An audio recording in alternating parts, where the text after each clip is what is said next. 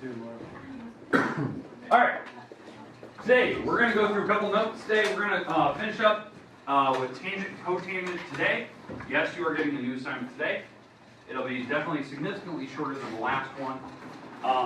When we get to time to work today, if you need to finish that up or ask questions, that's a good thing to do today. Because, I mean, it's due at some point today, page 533. So if you need questions on that, we can go through that later. Now, today, we're going to basically just focus on cotangent. I think we did enough problems yesterday with tangent. It should fill you in. Now, if you need one of these, we'll do that at the end. Okay, so maybe that'll be like the last problem we do will be a tangent if you need one. Okay, but we'll basically focus on cotangent. We're going to do amplitude, period, and shifting up, down, right, and left today with that.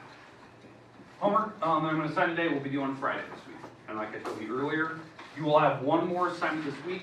It'll be due next week sometime. Now, I know that I'm going to give you your practice guide at some point. Remember, the test is tentatively scheduled middle next week, Wednesday, Thursday, sometime in that time frame. Maths testing is coming up soon. I think it was 2 weeks from yesterday. So it's like the February 27th or something like that. We have maths testing coming up. So kind of keep that in mind, keep that on your radar. But we have a test next week. We're going to get the practice guide probably Thursday this week. Okay, questions, comments about what we're doing? Perfect. Let's jump into it. Let's start with cotangent because I think we did enough tangent problems yesterday. I think that's all we did yesterday was tangent. All right, so cotangent. If you don't remember, for cotangent, I'm going to draw the original one here. Cotangent is a lot like tangent, but the difference is instead of being balanced over the x-axis or the y-axis, I mean, it's actually just going to the right, kind of like cosine and sine. So that's the main difference. It still has the same amplitude, you know, 1 and -1 is tangent and cosine and sine. But the 4 half marks are actually going this way. Now, the difference between this one and sine and cosine is we're not going to hit 2 pi. You know, it's going to do what tangent did. One full picture.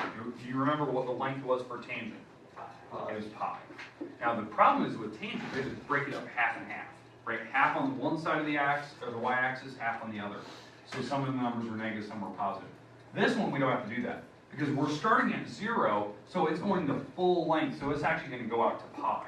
Because you're taking 0 plus pi. Then we can do our normal rule. Cut in half. Cut in half. Multiply that 1 by 3. So it's kind of following the same rules as we normally would.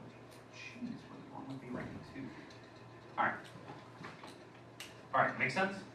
Now, on the outsides, just like tangent, it has the asymptotes on the outside where it's those undefined boundaries where if you were to actually have a cotangent button on your calculator and you were to type in, you know, cotangent of pi, it would say undefined. The reason being is that cotangent actually goes to negative infinity at that point. It's like a direction, it heads to negative numbers and it doesn't stop. So that's why it won't be actually defined there. It doesn't actually cross that. But this is the start.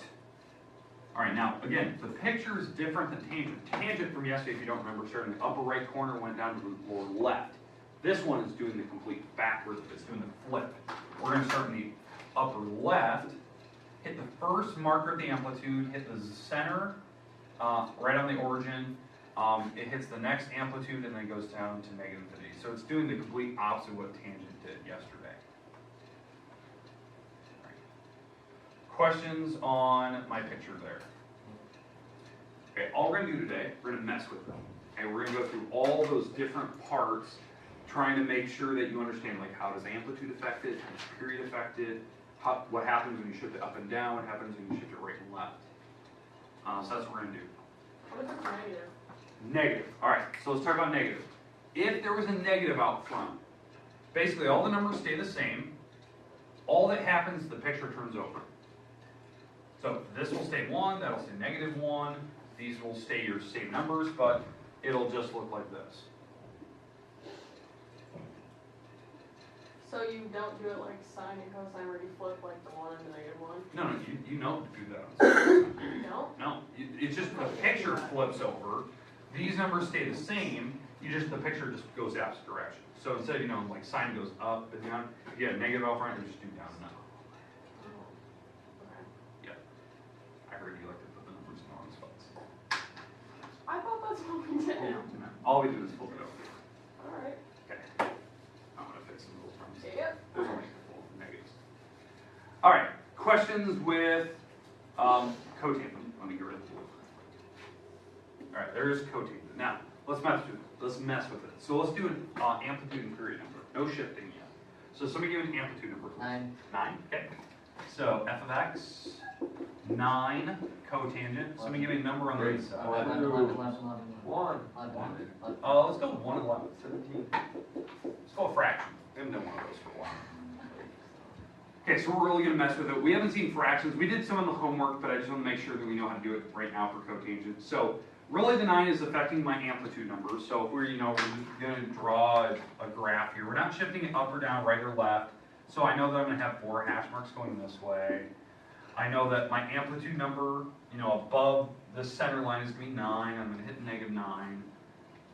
In fact, I actually know that I have the asymptote on the outsides.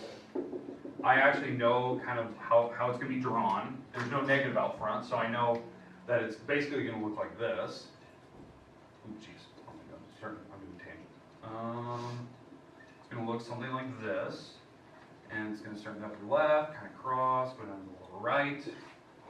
So I already know what the picture looks like. Really, the thing is I need is the markers going across. The markers are the tough part because we messed with them. What does it normally go out to? Pi, right? We're going to divide by the number that's in front of x. So we're dividing by the 1/11. So how do you divide by fraction? Multiply by this. Exactly. You take the top times the flip of the bottom. So this actually turns out to be 11 pi. It's 11 times pi over 1, which is 11 pi. So that's this marker right here, 11 pi. So we'll cut that in half. So it's 11 pi over 2. Cut that in half again, 11 pi over 4. Times 3. Times 3, it's 33 pi over 4. And that's the markers. Now, if you actually want to know what those angles are, you can type that in, I don't care. But that's the idea. Now, what does the 1/11 tell you? Obviously, amplitude's easy, right? Amplitude is just taking this graph and stretching it vertically. What the 1/11 says, what I mentally have while I was comparing that picture to this original picture, basically what that 1/11 says is if I were to do a picture in pi, right? That's a full picture of cotangent. What that picture is doing is it's doing 1/11 of this picture, 1/11 by the time it hits pi. So it's not even doing half of the picture. It's doing, if you were to break this picture into 11 parts, it's doing 1 out of the 11 of them by the time it hits pi. So pi is over here. It's like 1/11 of the original picture. Make sense? Now, if there's a 4 out in front of the x, and that means that if it was just a 4, that means I'm going to do 4 pictures by the time I hit pi. 4 of these full things by the time I hit pi. But the fraction means I'm doing a fraction of the original picture by the time it hits pi. Okay, questions, comments about period or amplitude or anything like that? Okay, let's mess with the shifting now. Let's do up or down, and then we'll come back and we'll do a right and left shift. I'm gonna kind of leave this one here. I like to always have the original so we can kind of compare. But is there anything that I skipped over that you didn't quite get? Do you not understand where the numbers came from? Well, that makes sense. It's cotangent, it's a little different than tangent. Tangent, you always have to break it up half and half. Kind of that idea. All right, let's do a shift. Now, I'll give you kind of the option what kind of numbers you want to use. If you want to really mess with period, if you want to mess with amplitude, or if you just want to shift it. But we're just gonna do a vertical shift, up and down. So, is there any particular numbers you want to plug in? Do you want to mess with amplitude? Yes. Okay. Do we want to mess with the period number? Yes. Do it all. Okay. All right, we're doing it all. All right. So, 17. somebody give me a number for the amplitude. 7 -4. 7, okay, and I'll use the 4 here in a minute. Cotangent 4x, okay? 20. And now we're gonna either add or subtract a number out back. Subtract 20. 20? All right, we'll do 20. That's fine, we'll do 20, I can mess with that. All right, so what we're doing here, doing a cotangent picture. The waves are really tall, right? They're 7 times higher than normal. We're shifting this thing down 20. and those 4 hash marks are being affected because of the 4 out in front of the x. So if I were to draw like what this thing normally looks like, it's like way down here, right? 1, 2, 3, 4, 5, 6, 7, 8, 9, 10, 11, 12, 13, 14, 15, 16, 17, 18, 19, 20. So this is 20, that's negative 20, because I've shifted it down 20. And now all I'm worried about with that negative 20, because that's my new like center of my graph, right? It's the new like sea level. I'm worried about going above it 7. 1, 2, 3, 4, 5, 6, 7. And I'm worried about going down below it 7. Now why am I worried about 7 above that and below that? Because that's the number. Exactly, that's the amplitude. The amplitude affects where you're at above or below that origin line, where we're the center of my graph now. My graph has been shifted, the center of the graph has been shifted down 20. So I know I'm going to hit those amplitudes at those numbers. That's 7 above and 7 below this marker. So now I have the 4 hash marks going across. I know that the outsides, I'm going to have the asymptotes on the outsides. We know that. Now, we got to figure out what the hash marks actually are. That way I can actually plug these things in. So, normally what do we go out to? Pi. We have to divide by the number in front of x. 4. So divide by 4. So that's literally that's my 4th hash mark going across. So we cut that in half. We cut that in half again. We multiply that one by 3. And none of these simplify. They're already in simplest form. Okay, again, any questions with how I got those 4 hash marks? The 4 affected those. Now the asymptotes are on the outsides. So an asymptote there, with an asymptote here. And now I'm going to draw what cotangent is doing. So cotangent starts in the upper left corner. It's going up. It's going to hit it's going to hit the amplitude number at the first marker. It'll hit the origin in the middle. It'll hit the amplitude at the next marker, and then it'll go down to the negative 50. So it's going to look something like this.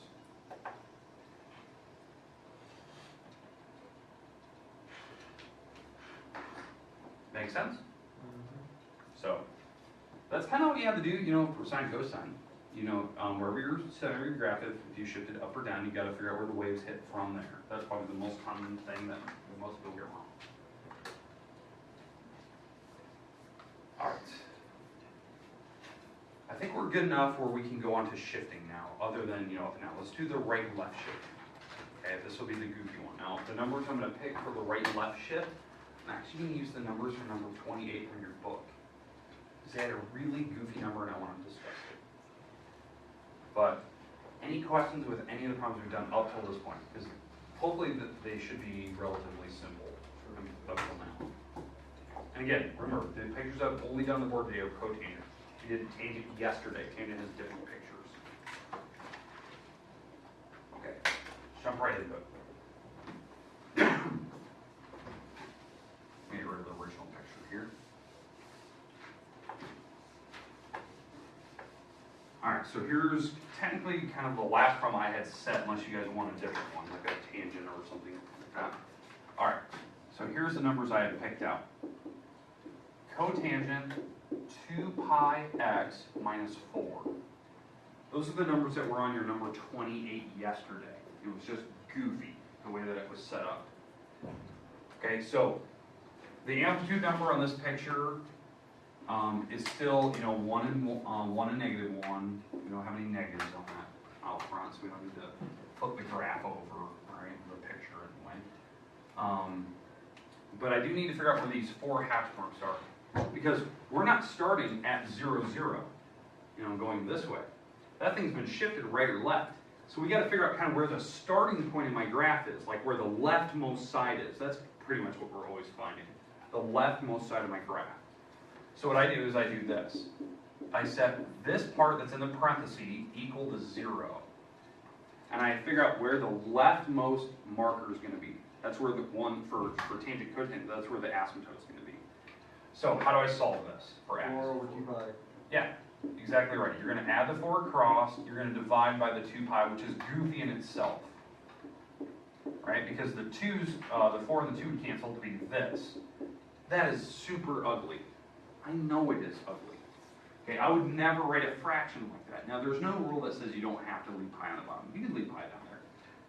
I'm not going to. In fact, I'm just going to divide. I'm going to take 2 divided by pi, and pi is 3.14 on a calculator, because I know what's going to happen when you see the next couple numbers we're going to use.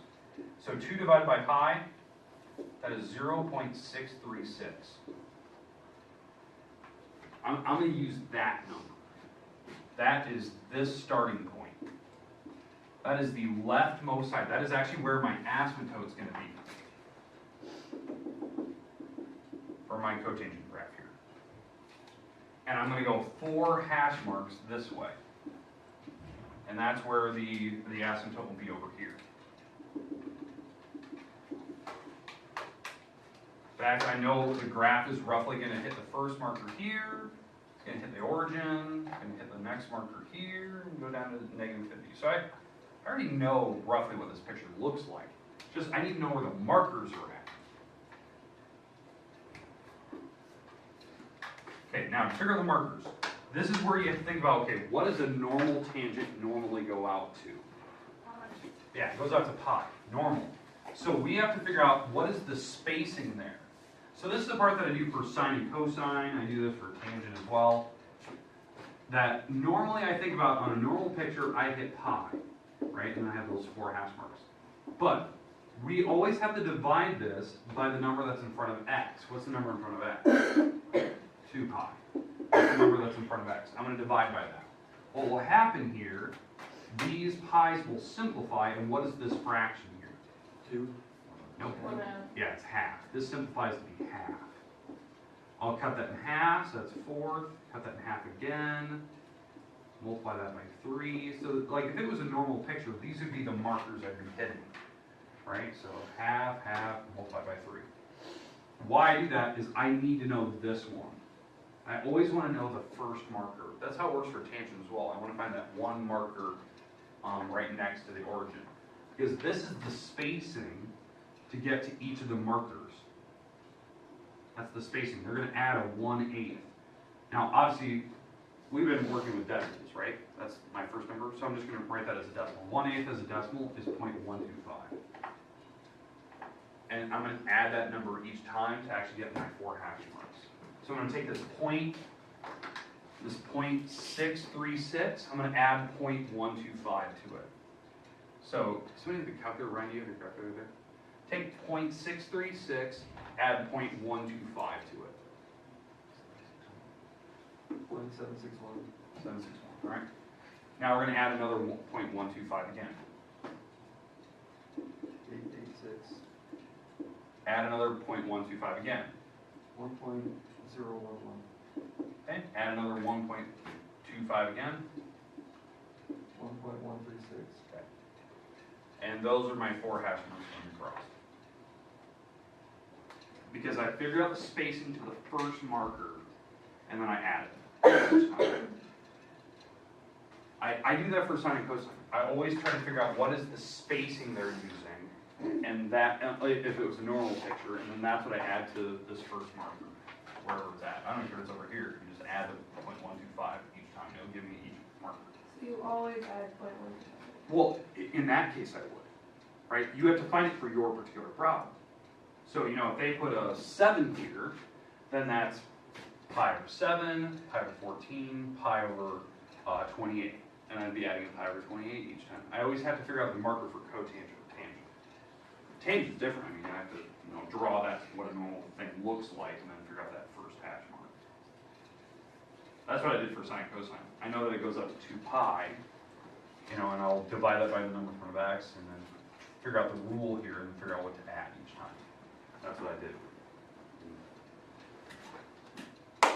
Okay, now, here's my question to you, because I know we're done with all the examples I want to go through. Is there anything in particular you would like to see? Would you like to see a tangent? Would you like to see a cotangent again? Is there certain numbers you'd like to find? Or you just want to work? Work. Okay. So, if you need to work on your page 533, do that now. Ask any questions you need to. Here's your homework that's due Friday, and it's way less than that stuff. Okay, so here's the homework that's due Friday. It is page Way less than 546, 5 through 12, 17 through 24. So, how this works, these are all tangent questions, these are all cotangent questions. So you should know how to graph each. So if you're gonna watch like a video, yesterday's film was all of these problems. We did tangent all day yesterday. Today's notes were all of these, 17 through 24. I split them up half and half.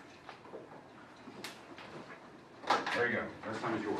Move around, sit, you can work on wherever you need to. If you need to fix some homework, I would definitely recommend. So my picture would be wrong, it's my numbers. Yeah, well, thing is, like, the last class, like, if you did that next, let's talk about that, so if you did it, It's just the one right where there, it's a negative It's the one sign, that's X, It's the one right? that's And you actually did, and you switched around the negative one and Works me one, out. and you still did the normal picture. Right. Oh, so your Because- numbers are flipped. Yeah, because if you were to actually put -1 and 1 in their normal Then stuff, you you have should to- have, you should have it go out like this. So that makes sense, okay.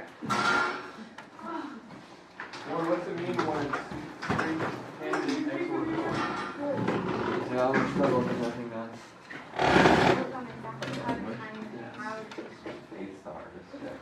Is that like your personal? Okay, extra ways. Your life. This thing is this. One of those run from the top and I didn't push it. So you're gonna take pi It's just like the one. divided by a 4. Yeah, it's like the one we did with the 11. Right? So it'll actually be 4 pi, and you have to split half and half. So half of this and half of this. Yeah, what? You had some, Make sense? you had to put exact quotes. You didn't have the exact quote you think you Turn have. off the camera This is like a take on. Ours we had the speech to Virginia, and it said, do an example of pi remaining.